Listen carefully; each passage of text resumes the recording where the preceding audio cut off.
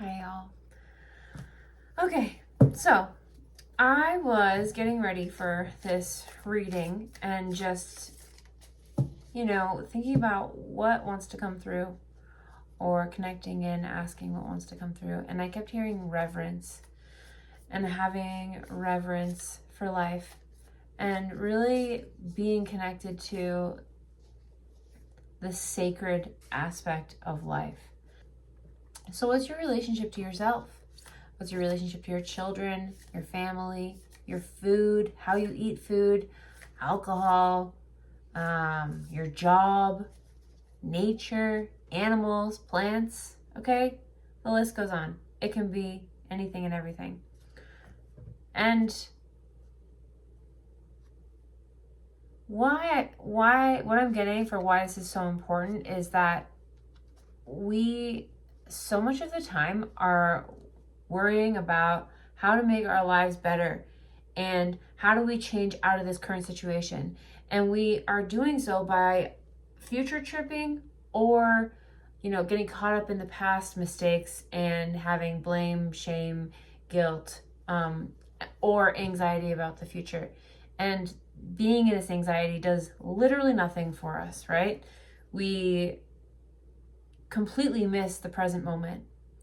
And it's such a disservice to ourselves and to those around us. So how do we move into more reverence? It really is slowing down and having gratitude for every moment and choosing what brings you joy in the next now moment. Because when you do that, it's going to be a snowball effect, a cascade into more and more and more joy.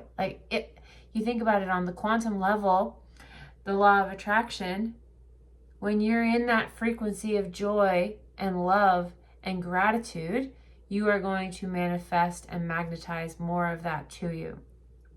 So I was shuffling the Archetypes guidebook and was told to cut the deck and pull one out. And okay, the self. The self was what we got. So I guess I just wanted some insight into this for us as a collective. So let's see what Spirit has to say, because this deck is amazing. I don't have everything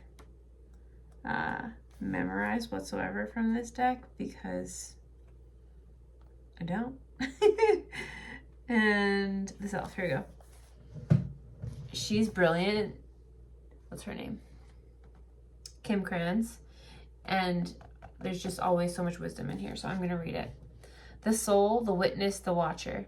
The self is the prism that allows the spectrum of our personalities to radiate. It does not judge, prohibit, suppress, or oppress any of its parts, as it lovingly knows that all aspects have a time and a place, and leads us to experience the full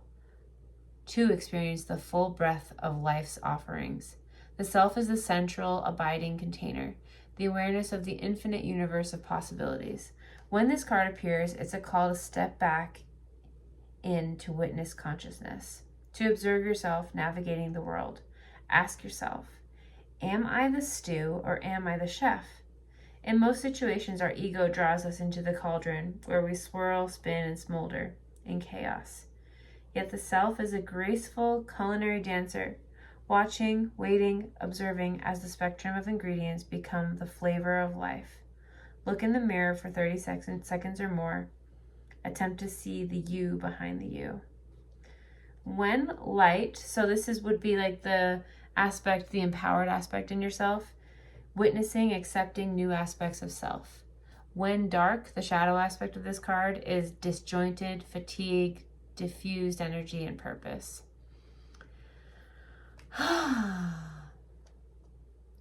Cool. So, and this is what I was talking about, when we don't have reverence for life and really, I guess purpose and passion in life, we get swept up in that stew aspect where you're just I get the image of like a sea anemone, like flailing around in the tide. And instead, you want to be grounded and move with the tide in a way that makes you feel secure and safe. I'm seeing coral, like you're pretty strong and solid. I don't know if that makes sense, but that's what I'm getting to share. But for example, I'm hearing to share this example with my daughter. A lot of the times, like in the past, I would be in so much stress about career and life and what's coming, and I would miss the present moment. And you cannot get that time back. And it is so valuable to just be in the moment and play and have fun.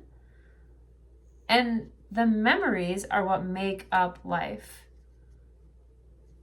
Not the, oh, I have to do this, like the planning or worrying or guilt, blame, shame. None of that gets you nowhere. Okay, so source, what is, I was going to say, what is necessary right now for moving into more reverence and joy in life and purpose in life? And I got the Six of Cups here for us, which is this really like coming into balance with your inner child. What does your inner child want to do in the every now moment? And of course we have to do things like make money, do the laundry, do the dishes, make food. But we can do all these things in balance with joy and love and excitement. Make food that really makes you excited to eat. Make it something that's enjoyable, a memory of doing something with your partner or your child or your friend. Have a good conversation. Drink that nice bottle of wine. Like, what is it for you? Okay? What is the shadow here? Queen of Swords. So immediately with this, I'm getting that there's like, it's, you're being an ice queen, but to yourself. There's all of these pressures and beliefs that you really like put yourself in a chokehold, and you're not nice to yourself, and the expectations are not realistic. And to really be aware of how you speak to yourself and what you expect of yourself, and is it realistic? Are you being kind to yourself? Would you speak to other people in your life the way that you speak to yourself? Yeah.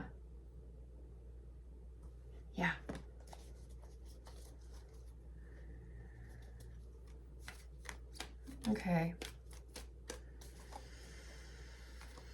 Source, what is the spiritual advice right now for this collective? Okay. So the Tower reversed. This is like something wants to crumble in your life.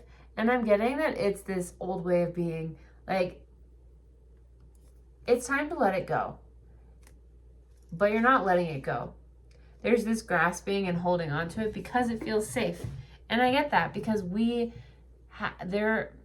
created all of our belief systems and ways of being, thought patterns, as protective mechanisms to keep us safe. And it's so important to look at those and have even reverence for those. Wow, full circle here. Because they protected you at one point, and now it's time to let them go, and it's okay. And really seeing the value and really appreciating those parts of yourself that created these belief systems that maybe it's not safe to express yourself authentically. It's not safe to be your true self because you'll be rejected. Whatever the stories are that are holding you back, that are keeping you stuck in this time loop, it's time to bring awareness to them and allow them to crumble so that you can move forward into this new timeline where when you have gratitude for your everything in your life and you're attracting more and more of what you desire because you are aligning with what you desire, these patterns will no longer need to exist.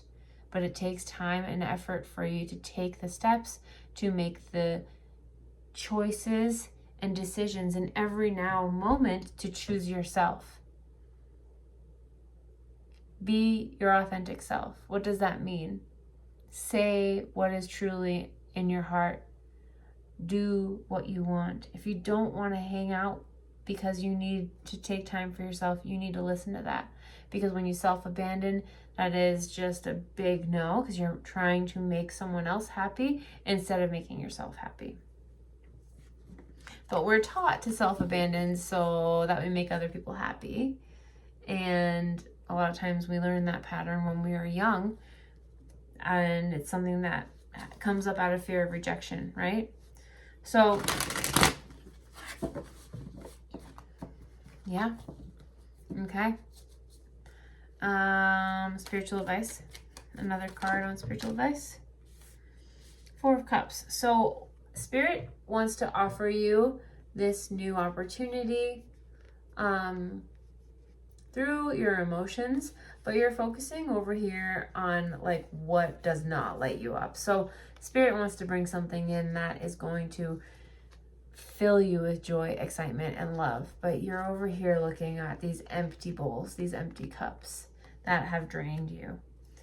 But you can shift your focus onto something else that's going to fill you up, okay? And then we have the 7 of Cups reversed. So I'm getting that this is this analysis paralysis where you have so many options, but you're kind of like feeling stuck and overwhelmed. When this comes up,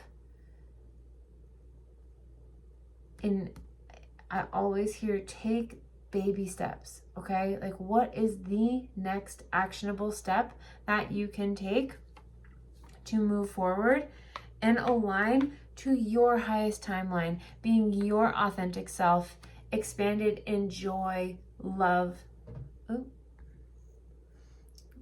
expanded in joy, love, living your deepest desires and your greatest fulfillment. Okay? Maybe write that down, because if you can just ask for that guidance and make it undeniably clear to you what that action step is, you'll know what it is and you'll take it. But you have to trust yourself and you have to follow through, right? Because no one else can do this for you except for you. You are the powerful one. You are your own guru. No one else is. We can all have guides and teachers and, a higher power, higher source. But ultimately, your highest self is guiding you, and you can connect into that and know what to do, right? Like we are all aspects of divine consciousness, and your higher self is that divine consciousness, God, source, universe, whatever you want to call it. All right. Anything else right now? Be kind to yourself. Really love yourself. Like, look yourself in the mirror. Like when we read this card, look at yourself in the mirror and see the you, the self that is beyond this physical vessel, right? There is something, your soul, that exists within you, your soul, that is timeless. There's something more to you. And really aligning to that aspect of you is a gift, and magic unfolds when you do that. But you have to make that choice, and you got to do it. You got to take the action steps, and you can. Okay? I love you. If you're interested in booking a reading with me, you can find the link in my bio, jodyteresa.com. I also do quantum energy healing sessions to help remove stuck patterns, beliefs, and shift that energy. So you know where to reach me. Have a great day whenever you're seeing this, and be well.